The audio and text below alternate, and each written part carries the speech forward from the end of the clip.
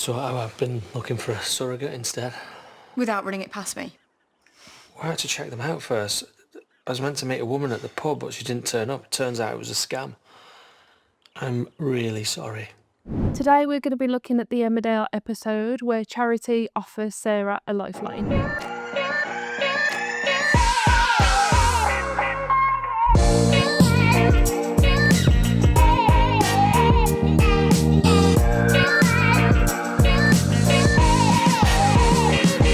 Before we dive in, please like, subscribe and ring that notification bell.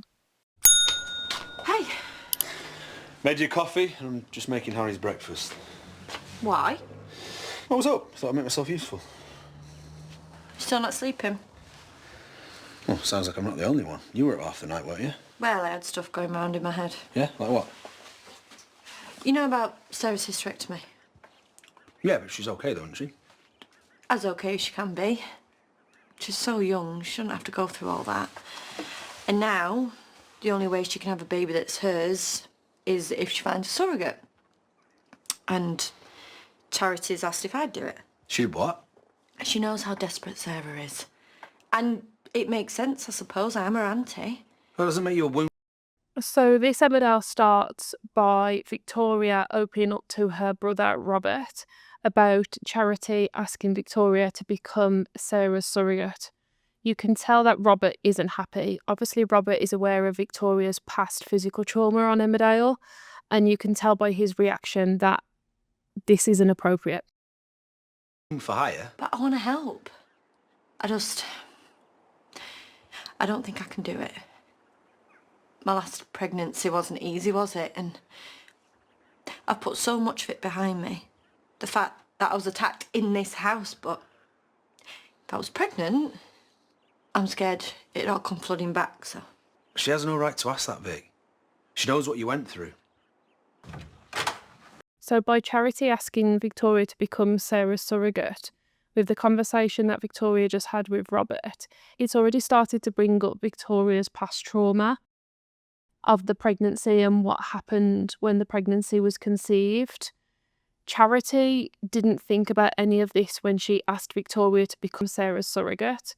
You know, as we said in the previous episodes, this came from a place of desperation for Charity. She didn't think of the emotional and the psychological impact it was going to have on Victoria. Charity didn't do that intentionally. She just did it from a place of love and care for Sarah.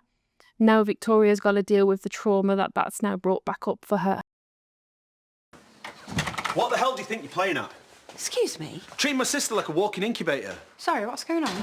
I said I would handle this. She tried to bully Vic into being a surrogate. You did what? No, I didn't bully her, okay? I asked her and she's your auntie, so I felt like it was someone we could trust. Well, have you forgotten how she got pregnant last time? No, of course I haven't. We talked about how much she's been through, haven't we? Yeah. Which I would have told you if you'd given me the chance. No, it still didn't stop her from putting you in this position in the first place, though, did it? Yeah, and sorry, do I not get a say in this? Robert's now gone round to Charity's house to confront her and give his honest views about how he thinks it's not acceptable for you to go and ask Victoria to become a surrogate due to the reasons that, to give his open views about how he doesn't think it's acceptable that Charity asked Victoria to become a surrogate. Sarah overhears this conversation as Sarah's in the same room. Sarah didn't know that Charity was going to ask Victoria. This is where you need clear and open communication in any surrogacy journey. You need to make sure that you're communicating with all parties involved. Even when asking somebody to become your surrogate that you need to discuss this with your immediate family and close people around you so that you have that support and you have that consent. Because if you don't, things like this will happen where other people aren't on board or other people aren't open to what you're then proposing. Okay, look, I'm sorry. I was trying to help. Sarah, look, I hate what you've been through, but it's not fair to expect Vic to do this. No, and I wouldn't. And look, Vic, I'm so sorry. I'm sorry. But Robert's right. I can't help not with this. Yeah, no, I understand. Right, well, you can go, and you. I want to talk to Vic on my own. Vic, I'm sorry. No, I don't want to hear it. I'll leave you to it. If I'd have known Gran was going to come and talk to you, I'd have tasered her. Honestly, she has to take control of everything. Don't be mad at her. I get why she asked me. She just wants to make you happy. I'd be the same if I was in her shoes. No, but she didn't even talk to me about it. I feel so bad that I can't give you what you want. You'd be... You know, Victoria and Sarah are now having a conversation on the sofa, and Victoria's opening up saying how sorry she is and how she feels bad. Victoria should have never been put in that position, because now it's going to make Sarah and Victoria now feel really emotionally down and sorry for each other, when this journey shouldn't be compromised by guilt from somebody not being able to be your surrogate. It needs to be right. It needs to be the right person on any journey, because it's such an important and big decision. So whoever is going to be your surrogate, whether the person's known or you meet that person through a supporting organisation like My Surrogacy Journey, it always has to be the right person that is going to be helping you build your family. a brilliant mum. Maybe if things were different. No, you don't have to explain yourself. One day, I would love to have another baby. A brother or sister for Harry. And I'd like it to be with someone that I love. And for the right reasons, and be a proper family, you know? I know. And if I'd have done that the first time round, maybe I could do this for you. Yeah, I get it. I just wish it was like that for me. You know, fall in love, get pregnant. I'd do anything to be able to carry my own baby. But I can't, and I've accepted that. So I'm going to do things the proper way and go to an agency. Oh, right. I didn't realise. Yeah, look, and I know it'll take time. I think Gran just wanted to put things on fast track. That's why she came to you, I'm guessing. But do you know what? I feel really positive about this. And I can make it happen without putting it on you. Sarah's now looking at exploring an agency for her surrogacy journey, so she's going to be getting the right support. Obviously, her gran charity just wanted to put the fast track on and get her the support through a surrogate in the village so that she could move her journey quicker for her. But Sarah's now going to be exploring in this episode that she's opened up about using an agency. Through an agency, you are going to get the full support, the full scaffolding. Like at My Surrogacy Journey, you'll get the clinical support, the emotional support, the legal support. You'll get support if you're a surrogate through our surrogate coordination team, who will help you throughout the whole journey from onboarding right the way through till post-birth. You'll get support from our Mindful Birth team. They are trained doulas. They're trained in all sorts of experiences through the birth setting. Intended parent, you get the support from our coordination team, and they're there to handhold and support you all the way through the journey as much as you need. So you'll get the full support and scaffolding through an organisation. I'll support you all the way. I didn't mean to upset Vic, you know that. I just wanted to try and help because I know how much you want a baby. Right, well then you should have just spoken to me, not gone behind my back. No, I know that, but I just thought if she'd be up for it, probably best to keep it in the family. Hey. Hey. Plus, I wanted to make sure you had options. Options, why? Well, you know, if things don't work out.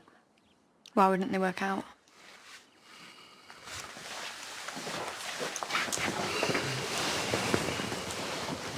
What? Right, tell me. Okay. No agency will take you on, Sarah.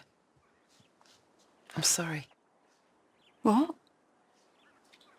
Hang on, because of my condition? Wait, so you lied then? When you said Liam thought we'd find an agent? So Charity and Kane have spoke to Sarah's doctor, who lives in the village, and they found out that Sarah wouldn't meet the criteria to join an organisation for her surrogacy journey. So they would need to find an independent surrogate to do their surrogacy journey and not join an organisation. For an independent surrogate to support Sarah, it would be really slim because of her condition. They would be really worried about the welfare then of the child, which is obviously what the family have been saying to Sarah all the way through this. They're really worried that will that baby then be growing up without a parent? You know, has Sarah really thought about this, or is she just thinking about the now of all of her hopes and dreams and wanting this baby? So that is what the doctors just reiterated to Sarah's grandparents, who are Charity and Kane. See? Sorry. So I've been looking for a surrogate instead. Without running it past me. I had to check them out first. I was meant to meet a woman at the pub, but she didn't turn up. It turns out it was a scam. I'm really sorry. And I'm sorry too. Right, so you made me believe that there was a chance I could be a mum when you knew there wasn't, and then you go behind my back trying to find some random surrogates. How could you do that to me? I didn't want to hurt you after everything you've been through. Neither of us did. Charity and Kane have really tried to protect Sarah all the way through this. Now, Sarah feels like they're being dishonest because they've kept certain information from her, and it's really hard to find the balance with what you tell somebody and what you protect them from. I can only imagine in this family dynamic, and I think Emmerdale have really played this really well. And this is where we really need the law reform to come in to protect people in this way. Because, you know, Kane reached out to somebody through online, and he was supposed to meet a surrogate in the local pub, and she didn't turn up. It was a scam. You know, they should never get to that stage. And that's a real shame, because Sarah's now clinging on for every hope and dream for her to have her baby, and that might not be the reality due to her medical history. We will find a way, you know. You can't give up. And just because this was a scam, it doesn't mean to say that they all are. We will find someone. It doesn't matter how much it You costs. can't just go throwing money at it, Kane. Have you got a better idea? Yeah, I have actually. We'll ask the whole family, including the Irish lot, everyone. Right, will you both just stop?